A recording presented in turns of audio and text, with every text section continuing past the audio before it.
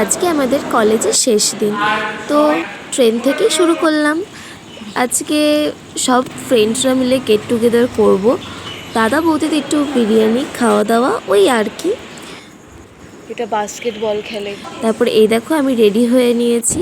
তো প্রথমে কলেজ ড্রেসে ছিলাম, ইউনিফর্মে ছিলাম, তারপরে আমরা চেঞ্জ করে নিয়েছিলাম সবাই।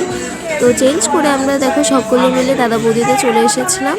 তারপর আমরা সকলে কে কী খাবো সেগুলো অর্ডার করে দিলাম। তো আমাদের স্বরূপদা দাদা বৌদিতে এসে ইন্সপায়ার হয়ে গেছে, তো উনি ভাবছে যে উনি নেক্সট রেস্টুরেন্ট খুলবে। দাদা বৌদি খুলবে না, ভাইবো খুলবে।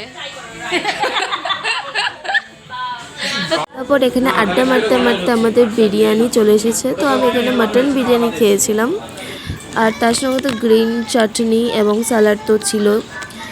তো খুব সুন্দর রান্না এবং খুব সুন্দর লেগেছে খেয়ে।